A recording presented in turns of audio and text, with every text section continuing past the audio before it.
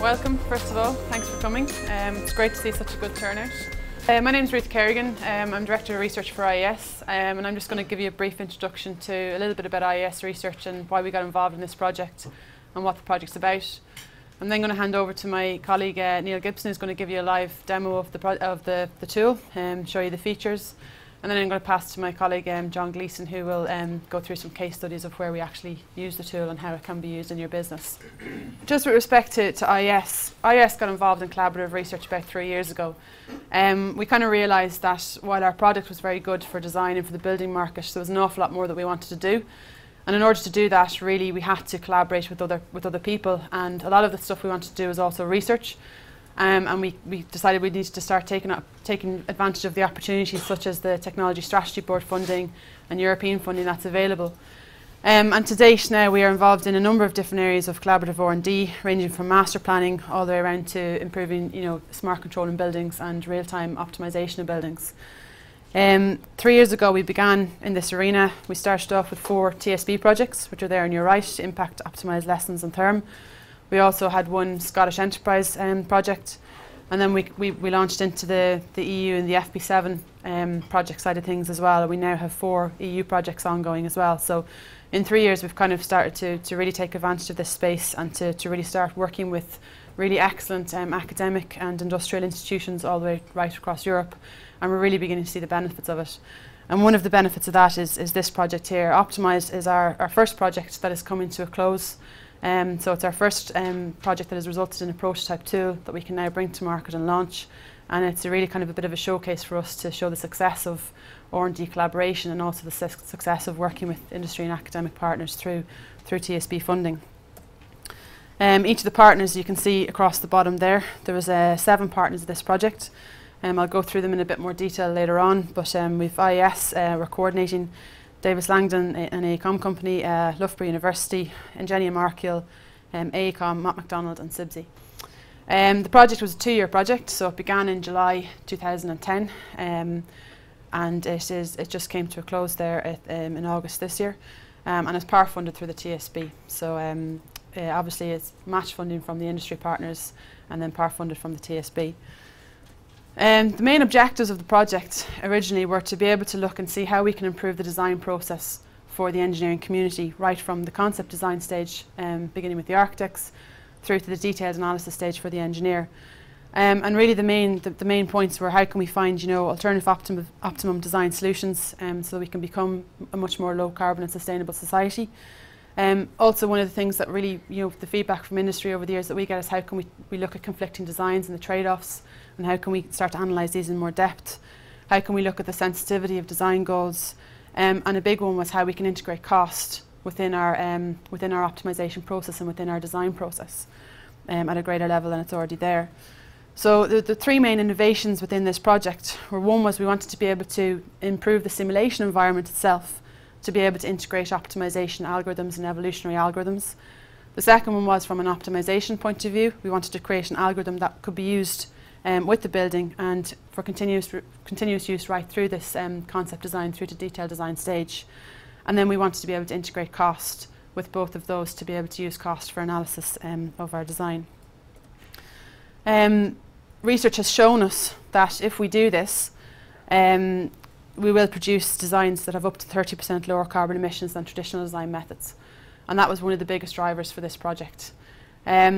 You'll see the little wheel there of the design process, right from master planning through to the concept design, scheme design, detailed design, operation of the building, and through to the community. Where we feel that we're using this tool to help is the concept design, scheme design, and detailed design phase. And this is the point we're concentrating on this wheel. And through this project we wanted to increase the design methodology efficiency, reduce time and cost for people design, lower your energy bills, and ensure that the economic viability of the solution is what you're actually going to get. So try and give a little bit more assurance with respect to the design and what the end result is. As I said, this is a collaborative project and it couldn't have been done without collaboration. IES are dynamic simulation modelers, but we don't know anything about optimisation.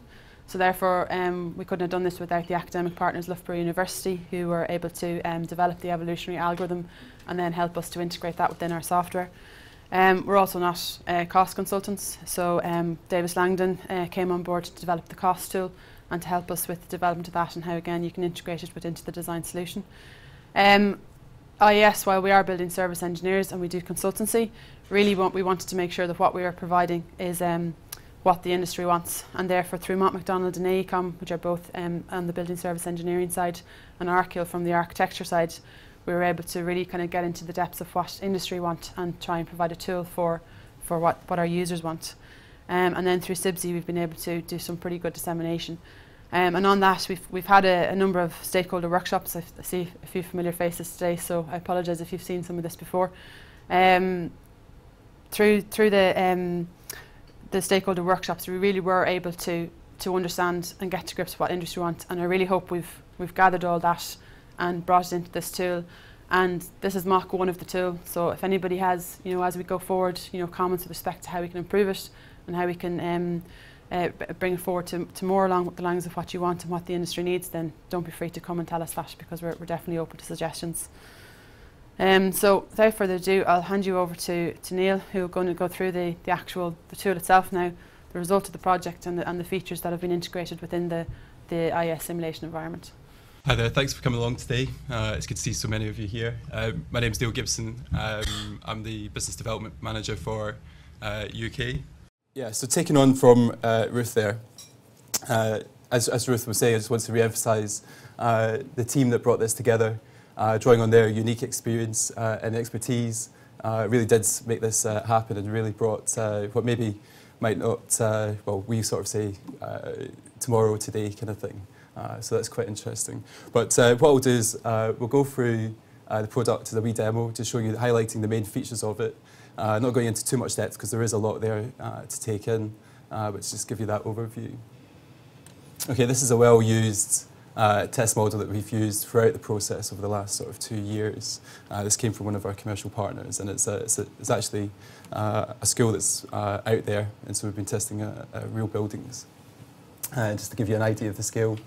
And for the Optimise project, in this particular scenario, we're looking at the yellow-coloured wing of the building to optimise that, and separately from the main building. Now, while we're offering Optimise as a consultancy, really, in the first instance, and you'll have seen that maybe on the flyers next door, we're pleased to say that we are going to be releasing this as an actual IES product, a module that can sit within your virtual environment suite of software. And that will be coming very shortly. And as you know, most of you will be very aware if you use the virtual environment regularly. We've very much moved towards the navigators aspect within the virtual environment, okay? And these navigators are based over here in this tab, okay? Navigators, as you know, are kind of set workflows, okay? Logical processes from the very start, step 1, step 2, right the way through to the desired outputs that you want. So by going through to the navigators, you're able to then pick Optimise, which will sit there just as a kind of standard module, and switch that on. Okay, let's bring this back. Okay. Now, whether you're doing this as a consultancy service or if you're doing it yourselves through the product, it's very much, the idea of Optimise is very different to what you'll have been used to before. Understanding the goals, the objectives of the desired output is very critical here. As you imagine, doing 1,000, 2,000, 5,000 simulations at once will take time, and therefore getting it right and understanding what you're looking to achieve from that project is critical. And therefore, as we go through the particular workflow, really the first half of that is allowing you to spend time setting up the model and setting up the strategy for the outcomes that you're particularly looking for.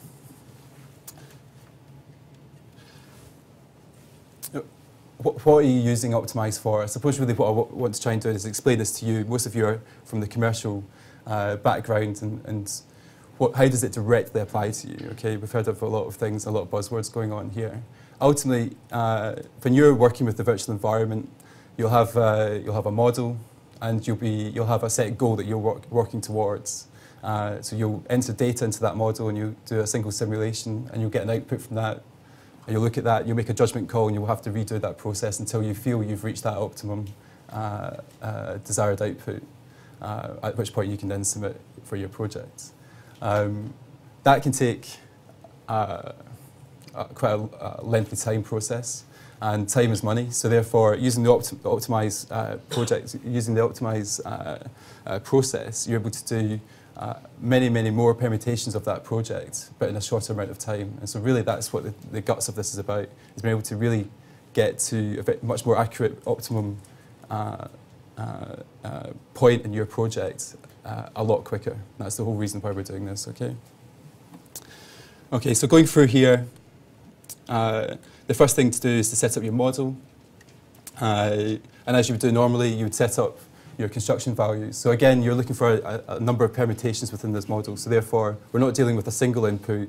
You'll be thinking about what variables that you want to deal with, and put in a number of inputs to that. For example, if it was orientation, you might want to look at the best orientation for that building. Therefore, it's not just a case of putting in 45 degrees to north. You'll be looking at maybe 0 to 360 degrees, going in 15-degree steps, okay?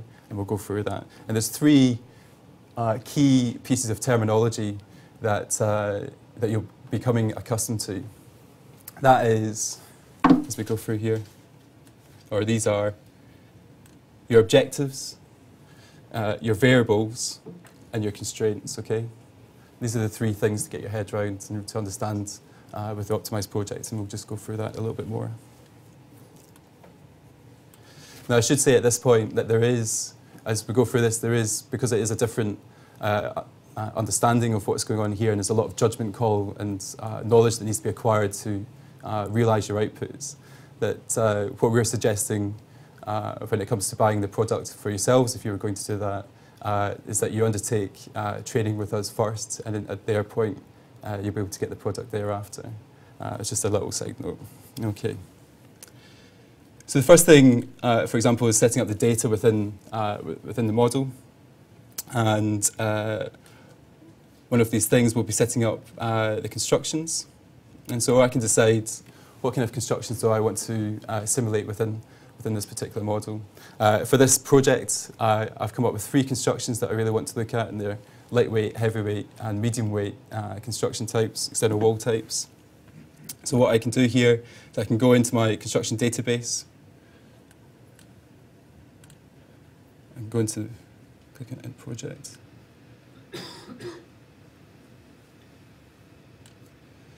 And there we go. You can see that I've got, within my particular project here, I've nominated certain different types of values for external walls, okay? And so I can set this up within my library, and I'll show you how this is brought into the project later on.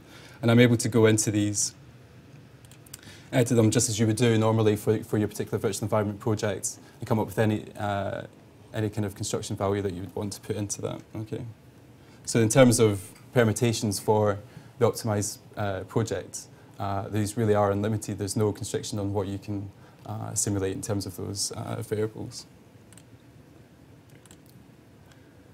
Okay, so after setting up your model, the next stage is looking at cost. And the cost is what Ruth mentioned previously with Davis Langdon AECOM, is a very powerful tool. So there's actually two things going on here. So you've got the Optimise module, but you've got what we've developed further is the cost plan module. It's now the cost plan pro module, which you can buy separately as well. I don't want to go into the buying the modules in too much detail, but here it goes into much greater detail that you'll need for the Optimise project.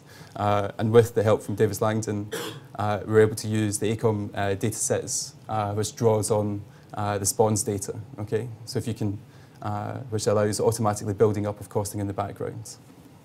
It's a very powerful tool entirely. And we can just go into here. So if we go into cost plan, you can see down here, I can start building up my my cost model. Now at the moment I don't have the AECOM data set here to show you just now, but I can input the data myself by hand. And so and here we go, here's this kind of subtext. So you can go into quite a lot of the high grain of detail here.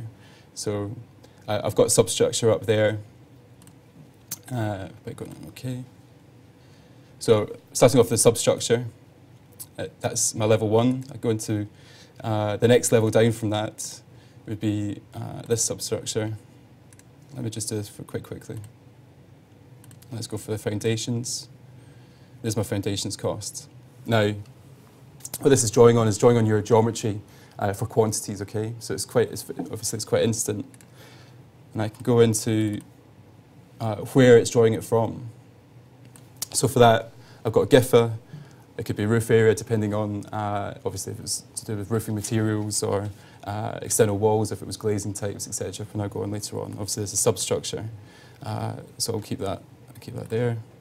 And then I can apply the rates that I want to do. So if it's 20, I can make it £50 per unit. And there you go, it's constantly updating, okay? And so you could then add in a new category. Let's go with something else. Let's do services.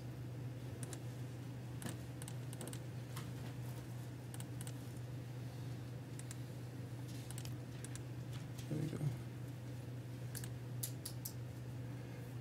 Maybe a heat source.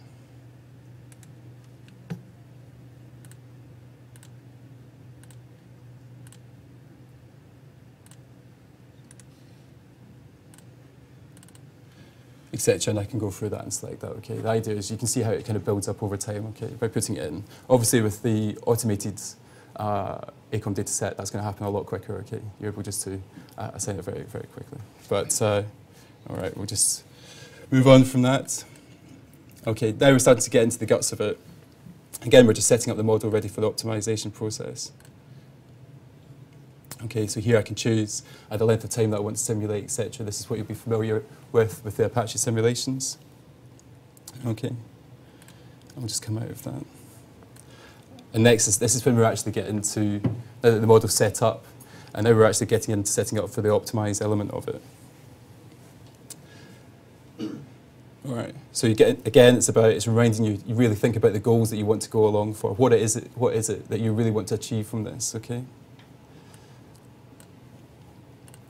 So let's look at the objectives. Now, I don't know if you picked up the flyers from next door, but it lists all the objectives and variables, etc., that are found within the Optimise. There's still some through there you can get on the way out, but we can just run through a sort of recap of what's actually there. So performance, so maybe one of the most critical ones that you're looking for is energy carbon, and analysing what that is against maybe costs. I would say that's probably quite a key one that you all deal with day in, day out. Daylighting factor uniformity, so when you're thinking about things like maybe the BREEAM process and working towards that trade-off. Comfort, summer temperatures and air quality down there, okay?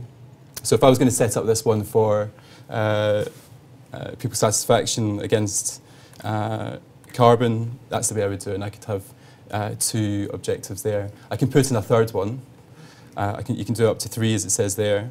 But then that again, this is a new way of thinking. So with 2 objectives, it plots a very neat 2-dimensional graph as your output, and it becomes much simpler then to work out what the optimum level would be within that.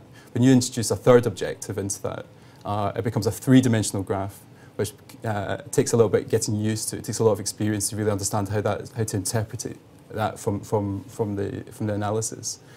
So again, that's a real skill that you would certainly you would definitely need training and experience of this kind of analysis to be able to understand that. Okay. So if we just stick with setting up the model for this, that's fine. Moving on to variables. Okay. So this variables is the so now that we've said so that's carbon against satisfaction. We want to look at variables, and so basically building up how many permutations that model is going to take. Okay, so what do I want to change? What's the different design strategies that could be involved there? So here we've got already set up. We've got windows, external walls, external windows, internal floor and ceiling orientation. Okay, and I can add in a new variable if I wanted to, and these are the variables that we have at the moment to analyse, okay? Infiltration, etc. I go in, we've got the scale, so it's done by scale, whether it's the whole model or done by room. And here, for example, iteration steps, and you can adjust these to what you want. So I could make that 10 if I wanted to, and the minimum ranges the way I'd want to make that happen, okay?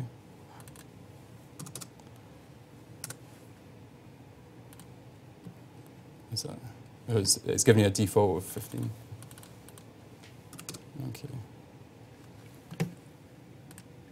Okay.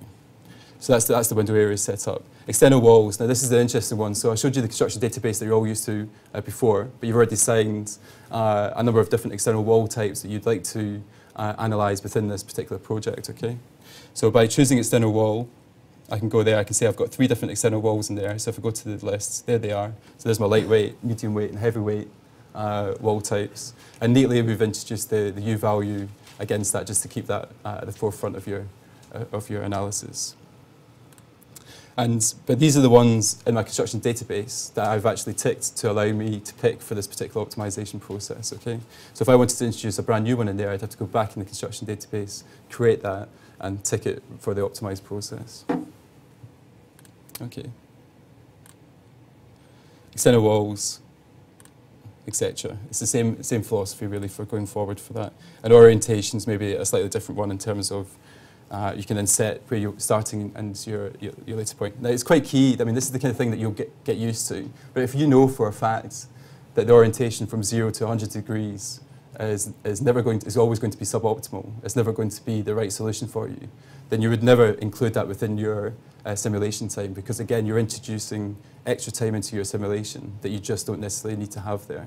So it's about thinking differently, really trying to cut down and focusing on the areas that you know from your experience and knowledge that's going to work. Okay.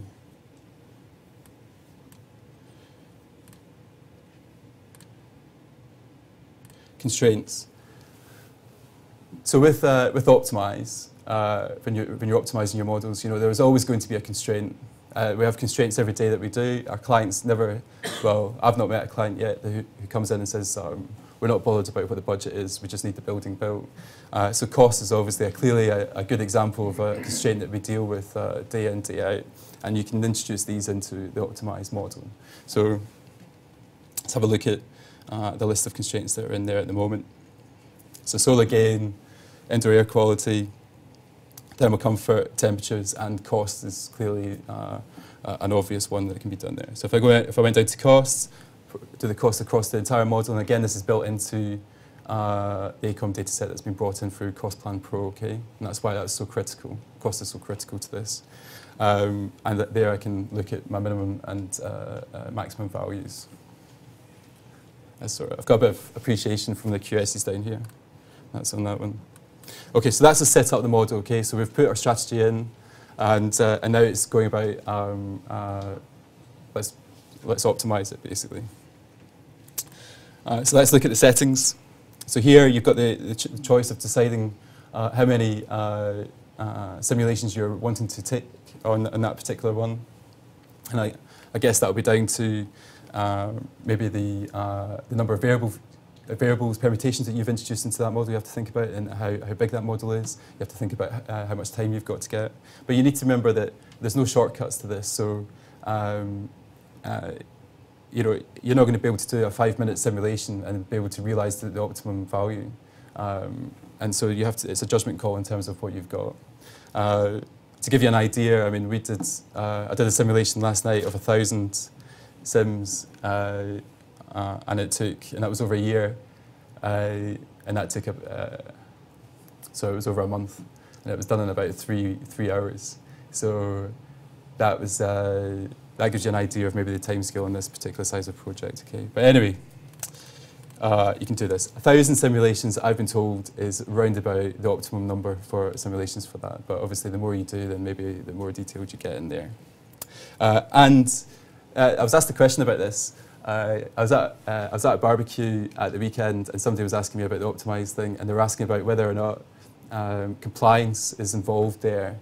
and whether you can simulate towards that and optimise towards compliance. Because again, I suppose critically that's what a lot of you are, well, as designers, we're always got that in the background. And the answer to that is yes, there is.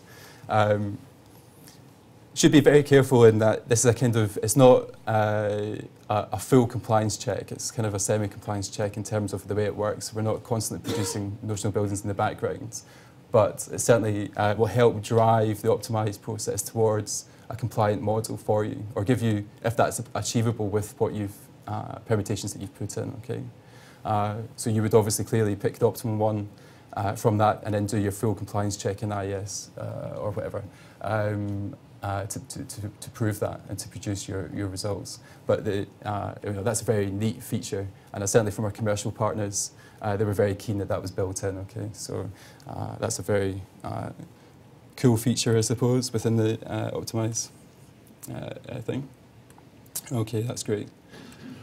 The next step then is bringing you to the Optimise Go page, I suppose. The Optimise process. This is really where it's happening. And I'm not going to do this just now because John Gleason's going to come up here and show you what a few case studies have done and what the results look like, etc. But effectively here, it's a case of pressing the start button and off you go, and you start watching the results come in and see where they're plotted along the graph against the objectives that you've chosen. Okay. One other side of this is your reportage data. Okay. Is that you're able to export that. At the moment, we have that done as a Excel spreadsheet based template, but that will be improved to, if you're obviously very well known with our navigators and the automated reports that come out of that, and that will be following very closely to the sort of standard PDF reports that you get generated from that.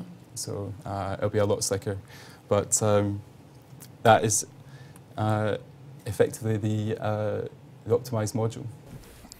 Hi everyone, my name is John Gleason from IES, and I'm just going to go through some of the case studies that we've ran through the software and some of the outcomes that we have found from that. Okay. I suppose in terms of setting the tone and why Optimise has come about, I thought this quote from Steve Jobs summed it up, whereby he said that when you're young you look at television and think there's a conspiracy, the networks have conspired to dumb us down, but when you get a little older you realise that's not true. The networks are in business to give people exactly what they want. And I think this collaborative effort between IES and our partners here, that's exactly what we were trying to achieve, was to give people within the design process exactly what they want in terms of the optimization of buildings. I suppose it's also key to point out that what actually is produced here is very much factual results, and it's not something that it's now moved from the research to a working prototype. So all of these results are factual. And I think another key point to point out is that in terms of the existing design process, there's obviously lots of creativity in terms of the design of a building, and that is something that we're not looking to take away via the optimization tool. What we are trying to do is trying to improve that process. And to give an example to people here that may not be involved in terms of the design process of buildings at the moment, there is a certain amount of optimization that would take place in the design of any building. Typically how it would take place is the use of building performance modelling at the various stages throughout the design process to try and optimize various elements of the design. So the use of simulation plays a big part of that, but it's a manual process in terms of setting up all of the iterations, whether it be the change in building form, change in orientation, change in glazing specification, change in systems, etc. So this is obviously, relatively speaking, quite a slow process. To try and put a time frame on that process, one of the case studies I will be showing you, to run 2,000 generations, which we'll refer to basically as simulations, took 60 hours. If we were to run that in terms of simulations, the time frame will be much, much larger. And the reason for that is really down to the creation of that optimization algorithm by Loughborough University. Also, in terms of the existing workflow in terms of design, it's realistically, due to the time frames and the time constraints, it's most likely that there's a minimum number, maybe something like 8 or 10 different iterations that will be looked at, and that's just due to the time to actually deliver in terms of the design of a project. So you're really constrained on that side of things, and you're also constrained in terms of time, in terms of the optimization, due to the fact that you need input from all of the design team members. So typically, if we speak about a design team whereby you have a person that's a building performance modelling consultant, you have an architect, you have a mechanical and electrical consultant, and you have a cost consultant. The building performance modelling consultant usually speaks quite regularly to the mechanical and electrical consultant, speaks a little bit with the architect, and probably doesn't speak very often with the cost consultant. Whereas the optimization tool will obviously improve that process because of the data in there on that side of things, and we'll touch on that in a bit more detail. And I suppose ultimately, given the existing workflow, you may not actually arrive at the optimum configuration given the constraints on the project, which is always a lost opportunity given the gains that can be made during the design stages, which are very difficult to recover post-occupancy when the building is built. So this proposed workflow will enable the routine use of the optimization algorithms from the earliest design stage. And what that will basically allow you to do is to test scenarios you never would have tested because of the time constraints and may have thrown out. And it may happen on individual projects that some of these tests which you might have disregarded might actually be the optimum configuration as you work through the design process. And that's what this optimization tool is all about. The cost element is obviously a major advantage of this tool because of when you're actually running simulations as the building performance modeling consultants, you don't really have a handle on costs, or not many of us have a really good handle on costs, and that's where the likes of the data that has been produced by Davis Langdon, AECOM, retrieved from the SPONS data, is really, really a powerful element, and it's an integral part of actually coming up with that optimization of your design for your building. Just going to touch on that test case that Neil had shown in his presentation with regards to school. And just to give some background information in terms of the school here, we've obviously completed this optimization or optimize on the yellow shaded area of the school. The school was based in Sheffield, and the variables that we looked to try and optimize was variables like constructions, glazing area and glazing specifications, systems, orientation, etc. And the goal in terms of the optimization was to try and minimize cost, energy, and maximize daylight. And these are, given the way that a lot of these projects, the likes of schools in particular, are moving towards PFI contracts, these are constraints that are put on designers from the technical documents that are produced by the client. So it is a process that is being looked at to a certain degree, but obviously, as I said, there is an opportunity that the optimum configuration is missed out upon. In terms to speak at a kind of I suppose a macro level in terms of the optimization algorithm, here we see a result of approximately 370 simulations or generations there. I'll just see if I... So what we have here is all of these green dots, and you'll be familiar with this if you've seen any of our marketing material. These are all generations or simulations. The red dots here are sub-optimum. So those suboptimum will be disregarded and removed from the calculation. Now you will see that some of the suboptimum actually appear on the Pareto curve or Pareto front, and you'll see that this one, and you may ask the question, why is that suboptimum if it's on the Pareto front? And the reason for that is down to the constraints which you would have set in terms of your project, that it actually fell out of that. So while it might have been an optimum in terms of energy or in terms of comfort, etc., it was suboptimum in terms of the constraints which you had set on the project. And I don't know if you can see them here, they're kind of overshadowed. I'll show you them in a further slide. But there is yellow dots which actually are on the Pareto front, which are our optimum results. And the number of optimum results could range between 50, 100, etc. And I'll show you a way of actually reducing that down once you have that completed in terms of the analysis. So here we have, and this isn't fully, we'll say fully converged, but you will see the Pareto front is pretty recognizable there. And from this, I have extracted these results to Excel. And what that gives me, it obviously gives me the objectives which I had placed, which were costs and energy, and breaks it down. But it also gives me a model reference on the left-hand side. So what you're seeing here is a model reference for the optimum configuration. From anyone that are using the software, it'll be very impressive that these actually create a dynamic thermal simulation model which you can interrogate further. So for the optimum configuration, you also get a completed model.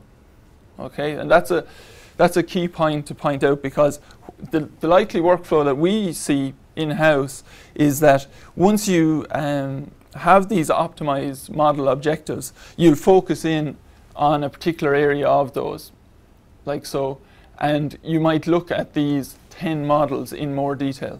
So when I say you will look at those models in more detail, what I mean is that you will open that model file, you will run a dynamic thermal simulation over the course of the year, which is generally regarded as an 8760 calculation based on the number of hours over the course of the year. And that will allow you to interrogate the results at a really fine granularity of down at a room level, and allow you to interrogate much more than the constraints and the objectives which you had set up in the Optimise tool. So what were the findings out of the school which we were using regularly during the design process? The findings were that for, say, a typical classroom with a 50 meter squared floor area, that the glazing area should be 9.2 meters squared. The glazing should be double glazed with a U value of 1.4.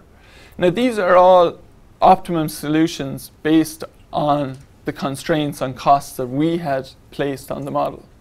If you increased your constraint, the optimum solution would be different. So it's all about getting the best value for the finances available on the project. The orientation it came out at 0 degrees.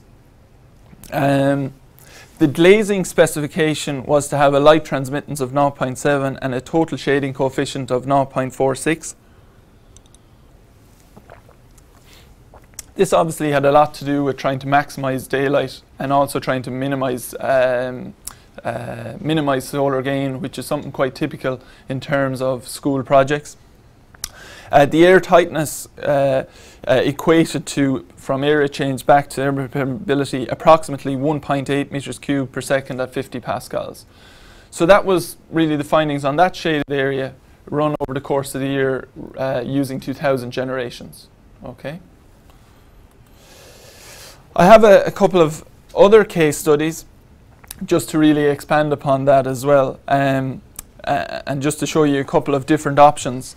The first is just a standard office building, 3-story office building with open plan areas.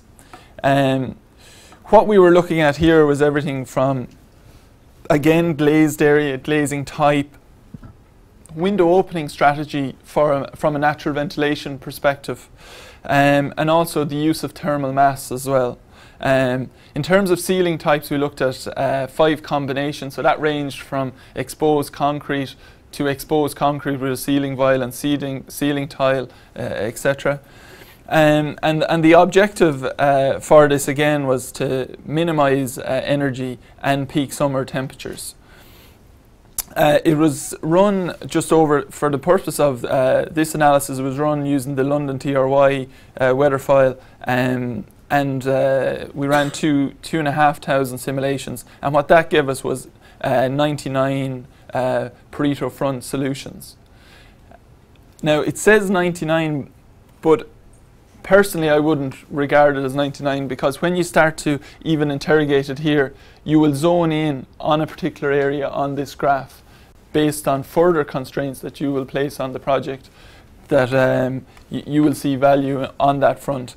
But you can really see here in terms of, if we're looking at the one here on the left hand side, we're seeing all of the results again, and we're seeing the formation of the Pareto front there, and we're seeing some suboptimum ones which will also be deleted as the calculation continues, and ultimately end up with something like this here. Okay. So the observations from the results here was that the glazing area was varied depending in terms of orientation and depending on room type, between 25 to 60%, and in terms of the input data, but the results showed that the optimum was between 25 and 35%. Now what we didn't have in this Optimise run was we didn't have daylight as an objective. So that's why we're getting the much lower percentage area of glazing in this run here. Also, the glazing run here, in terms of specification, showed that the triple glazed option was the best. And being honest, that was probably an error in terms of the input data there on the costing side of things. So it really just shows, and I left this in purposely to really show the importance of the input data. So this was one of our own consultants that put a stab in terms of the cost of triple glazing in there, and it came out at the optimum solution. Whereas that's where the likes of the data set from AECOM based on SPONS will be really, really powerful. And without that, I know the tool is being marketed from a flexibility perspective of a kind of, you can input your own costs in there, which may be beneficial for some kind of unique solution. But typically, I think the real value is using the two in conjunction with each other. Okay, it also touched on the likes of the thermal mass, which I think is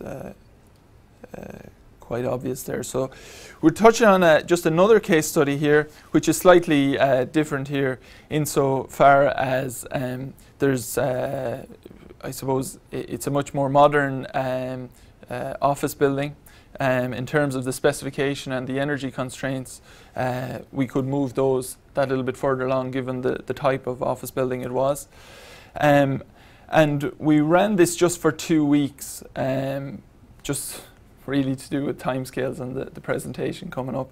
As I say, we're talking probably to run a complete year on something like this, you're probably talking in the region of 60 hours at the moment. And that's something that we're looking to resolve through the use of multi-processors, etc. And that's something that will happen in the coming months.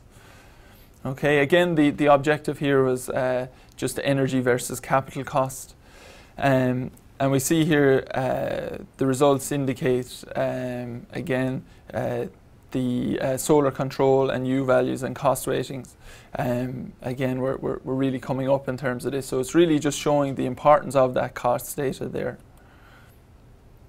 And the last one then was just really a mixture of the first two, whereby we now put in to minimize summer overheating and energy consumption, by optimizing the glazing area, window type, etc. The impact of visible light was looked at in more detail in this simulation as well. And we see here the convergence of the Pareto front on this result here, which I hope you can see here.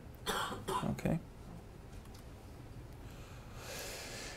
The analysis of this graph would obviously indicate that if I go back to it, the left region on the graph would yield the greatest balance between minimizing energy and overheating. And that's really the point that I was just making earlier there, and I'll just go back to that just to show you that quickly. That although you have all of these on the Pareto front, realistically it's probably in this region that's really going to be your optimum. So when you bring those out to Excel and you're looking for the models that are relevant to the simulations on that area of the Pareto front, that you can focus in on them and run a more detailed analysis at a finer granularity there. The results show that here tendencies for glazed areas in the region of 40 to 55%, and this goes back to the light transmittance and the whole aspect of daylight taken into account. And it also showed a bias again for the triple glaze solution, which we touched on earlier on. The lowest energy consumptions but highest overheating favoured the high thermal mass exposed construction. Now these could be again refined further. I wouldn't discount them initially based on that. I would then go forward with my dynamic thermal simulation and run a more detailed analysis in terms of the granularity there, in terms of window openings, etc., and test those further. So there is certain ones on the Pareto front that you would also run more detailed analysis on. And then it really just shows the solutions which offers the greatest balance between energy and overheating and the higher thermal mass. So you get a huge number of iterations which you can test further then in your normal workflow of running the dynamic thermal simulation. Right, well, I think we'll have to wrap it up there, and if anybody has any more questions, please feel free to email either research@iesve.com or sales@iesve.com. Right, thanks very much, and thanks for coming.